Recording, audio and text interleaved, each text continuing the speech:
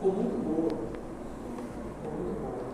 Depois, no final, a gente comenta alguns pontos, tanto de detalhes da inicial, alguns detalhes lá, porque é um caso difícil, tá? Natural. Achei que algumas coisas ficaram, mas é normal. Mas eu comento junto quando vier a defesa também, para a gente fazer uma análise. Mas ficou muito bom, porque o caso é complicado. Tem um monte de detalhezinhos, e vocês trataram muito bem, e os pedidos ficaram excelentes. Vocês fecharam bem lá os pedidos. Qual? Uma grana, né? 1 milhão, velho. A grana. Mas tem até. Como é que chama? Vale reputação de mas tem um negócio lá que o cara perdeu a chance de um monte de coisa, mas não dá nada. A edição tá bala. Ficou muito bom. Eu achei muito bom. Se vocês compararem, se a gente comparar com, por exemplo, núcleo de prática, que é do estágio, né? Dá bem a mais, ficou muito bom em relação a quando a gente pegar início do estágio. Porque no estágio a pessoa vai começar a fazer lá no 7º, né? Então, assim, se continuar com esse modelo, vocês chegam no estágio fácil, assim, vocês chegarem lá pelo nível que ficou a peça, sabe? Ficou muito bom. Ficou legal. A parte da documentação está ficando um processo completinho, porque agora quando a gente depois juntar, anexar a defesa e entrar com o despacho, aí no final eu quero ter um arquivo só. Vai ficar legal. Olha só, eu vou mandar um modelo para vocês, mas assim como eu falei na inicial, como se estrutura o pessoal da defesa? Como se estrutura? Primeiro já tem juiz prevento. Tá? O que é juiz prevento? Quando você vai endereçar a inicial, você não sabe quem é. Então você coloca ao juízo da vara tal. Distribui. Já está. Coloquei lá. Está 40. É a 40ª vara civil. Portanto, o pessoal da defesa já não precisa fazer o passinho.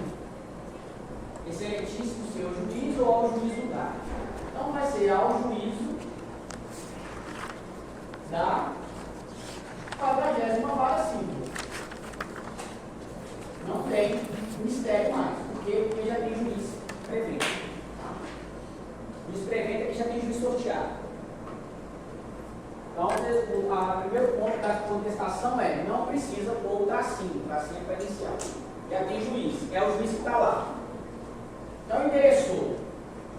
O outro detalhe da contestação é que você não precisa qualificar inteiramente a parte de novo, não. Não precisa. Então, quem é da Poliane vai colocar Poliane já qualificada. Não precisa repetir CPF, identidade, isso é só para inicial. Não precisa, não precisa. Já qualificada, vem por meio do seu advogado, no processo movido por Décio, já qualificado. O detalhe aqui é esse, você não precisa repetir, só colocar já qualificado. Vem por meio do seu advogado, seus advogados, no processo movido por Décio, já qualificado, apresentar contestação.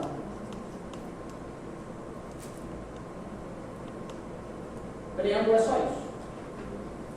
Não precisa repetir tudo. Eu quero repetir. Pode. Pega a inicial, só mete, né? Poliana está aqui, você põe aqui, põe o Décio para cá. Não, mas não precisa repetir. Pode colocar já qualificado, já suficiente. Agora que vem o problema. Agora que vem o problema. O problema na contestação, qual é o segredo da contestação? Tem um princípio no Código de Processo Civil chamado, que a gente chama de ônus da impugnação específica. Isso é muito importante.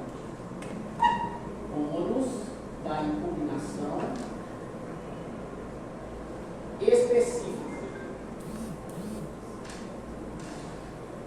Isso aqui é um recado para o réu. O ônus da impugnação específica. É um recado para o réu. Que é, e tanto no civil, quanto no penal, quanto no trabalhista. trabalhista ainda é mais grave. O penal você ainda consegue, na contestação, esconder. Porque você tem as alegações finais. Porque a peça mais importante do processo penal é as alegações finais. Aqui no civil não. A mais importante para a gente é a contestação. Por quê? Porque a leitura do processo civil e a leitura do direito das obrigações e do direito civil é que outra impugnação específica impõe que você impugne tudo. Você tem que impugnar tudo. Tudo é tudo. Significa que aquilo que você deixa de impugnar, o juiz entende que você concorda. Porque como a gente trabalha com a autonomia da vontade, do direito das obrigações, significa que se eu estou te cobrando 10 mil, você não fala nada na sua defesa sobre os 10 mil, significa que você concorda. Ou não é 10 mil, você não me deve, eu não te devo nada, você não me deve nada porque você já pagou, porque está prescrito. Ou não é 10 mil, é 5. Então 5 é controverso. Não é 5, não é 10, é 6, 4 é controverso, 7, 3 é controverso, 8, 2 é controverso e assim sucessivamente. Mas ele precisa dizer isso. Se ele não tocou no assunto, o que eu vou falar para o juiz? Excelência, ele concordou, ele não disse nada sobre a dívida, significa que a dívida existe. Então, a galera do réu, olhando aí o pique grande das responsabilidades de cada um, tem que pegar uma lupa e ir ponto a ponto. Porque todos os tópicos da inicial, vocês têm que contestar. A ponto de que aquele que você não contesta, nós vamos ler, nós juízes vamos ler como que vocês não se opõem. Portanto, o mais perigoso para vocês, que são contestação, é, sobretudo no final da peça, fazer um checklist de todos os pedidos. Se tem 15 pedidos na inicial, você vai ter que contar na sua contestação se você impugnou os 15. À medida que aquele que você deixou de impugnar, lê-se como concordância, tá? Bom, a estrutura da peça... Vai, é o seu? A estrutura da peça... Pode mexer nele. Pode lá. Meu colega repórter. O detalhe da contestação é o seguinte: a contestação, via de regra, começa com a preliminar. Professor, antes de continuar, então, no caso da contestação, só nos cabe impugnar? Não pode, a gente não pode contrapor pedindo também, não?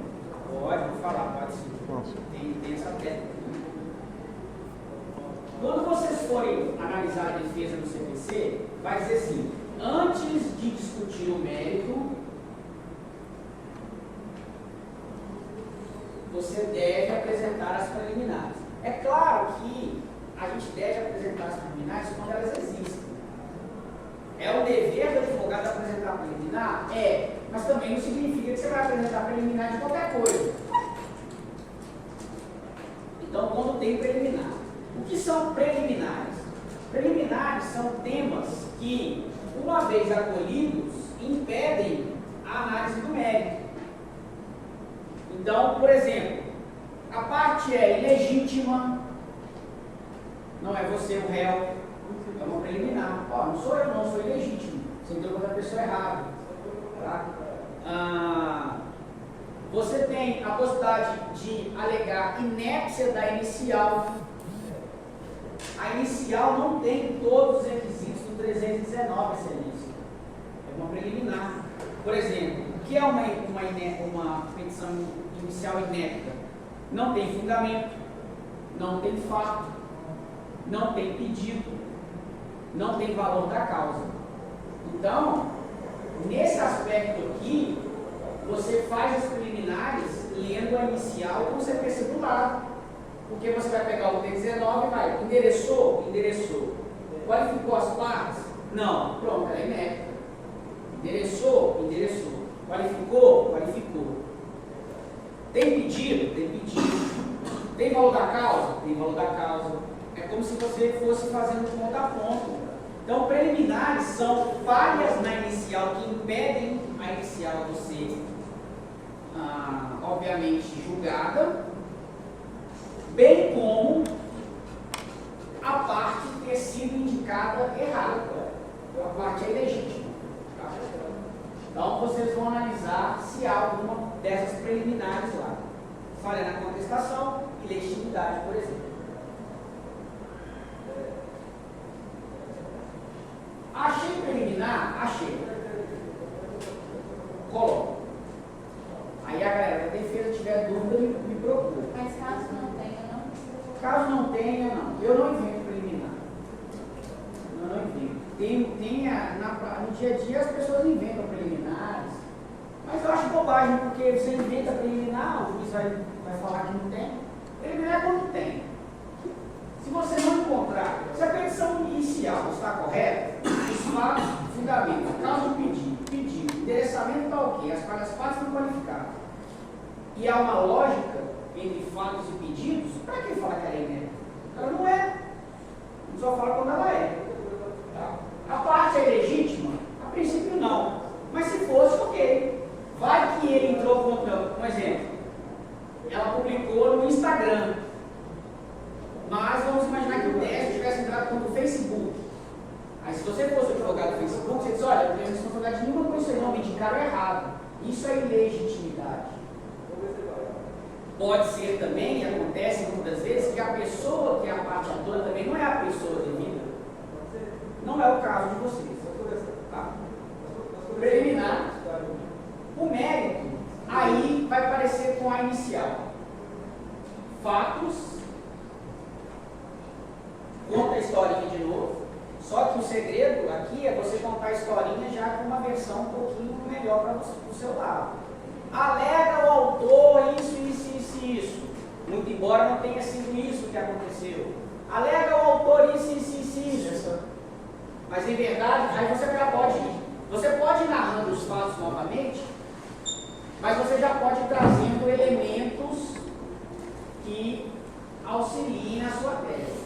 Terminou, fundamento jurídico. Mesma coisa. Você vai trazer os fundamentos jurídicos que vão auxiliar a poliana ou o pique-grana dentro das responsabilidades. Não é responsável, etc. Igual foi feito na inicial. O outro ponto aqui é que, para quem verificar possível, na contestação, eu posso fazer um contra-ataque. Por medida de economia processual, o que acontece? Eu tenho aqui uma inicial, eu tenho aqui uma contestação, uma defesa. Mas vamos imaginar que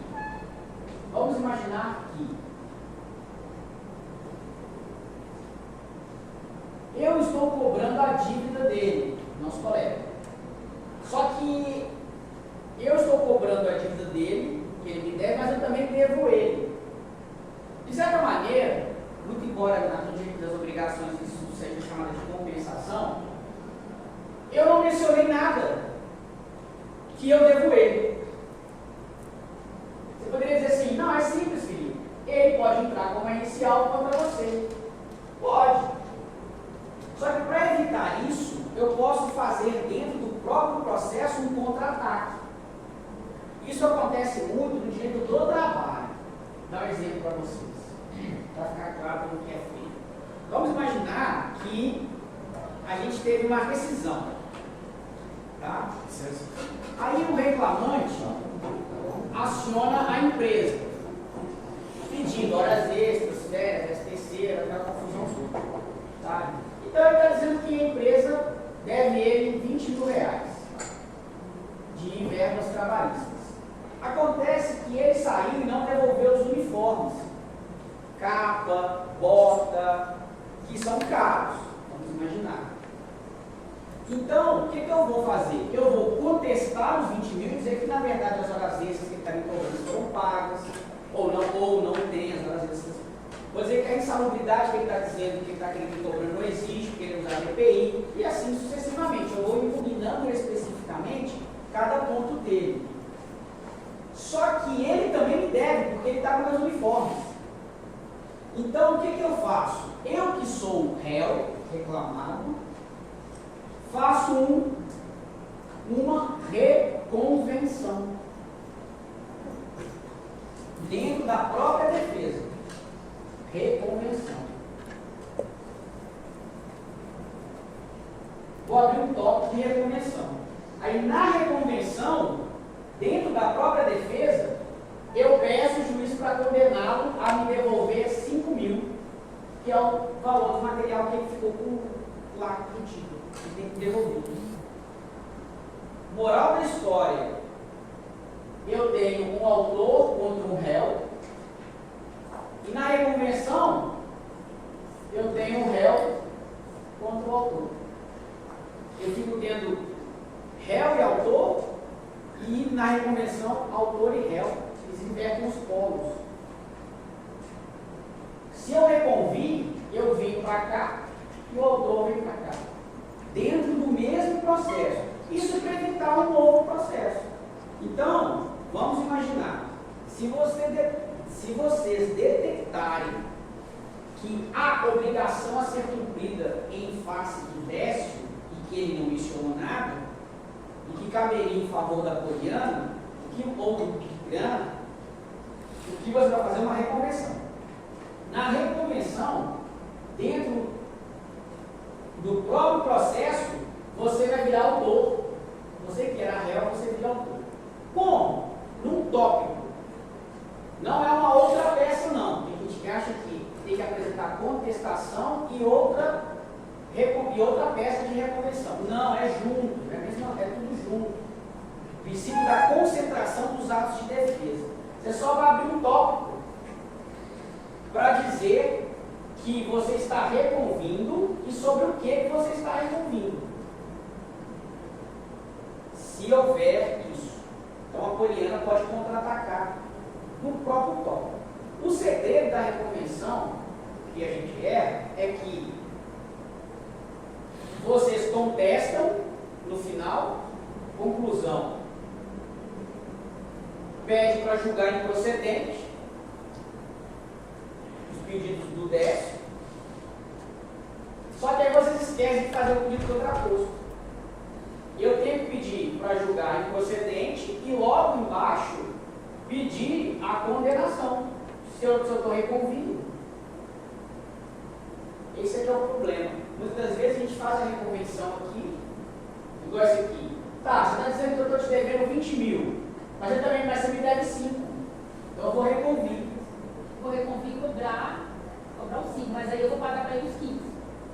Se você for condenado aqui.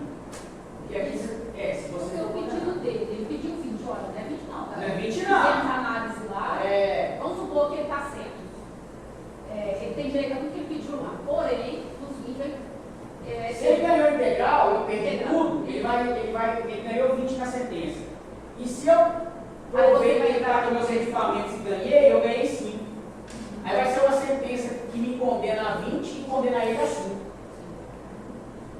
Ou compensa, ou, de fato, os 5 mil, como é 5 mil de material, ele é obrigado a me devolver o material ou pagar os 5 mil. Pagar os 5 mil. Isso dentro da reconvenção. Dentro da reconvenção. E é uma sentença só.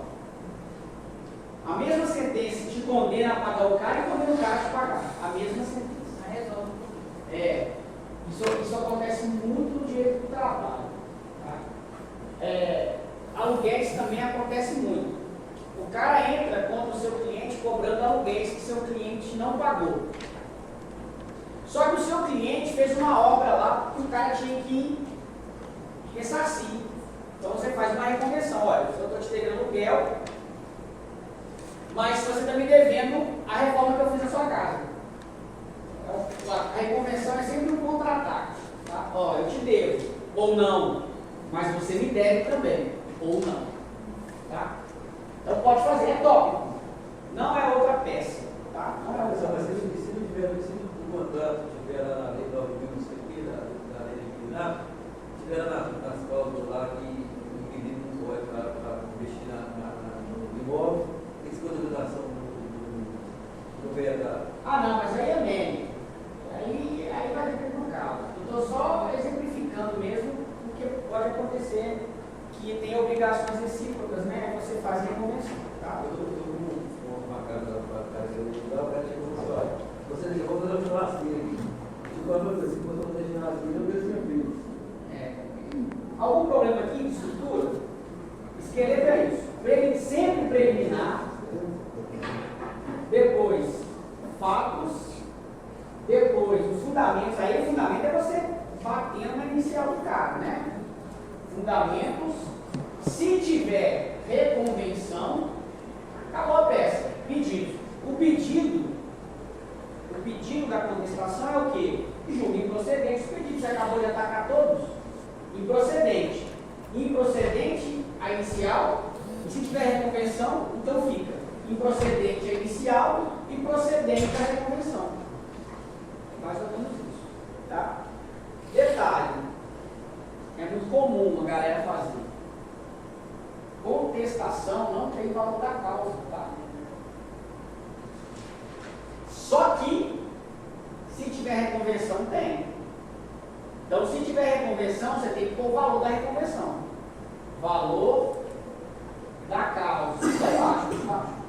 Valor da reconvenção. Tantos mil. O valor da causa era 20 mil. O valor da causa do autor é 20 mil. Da reconvenção é 5. Da reconvenção é 5.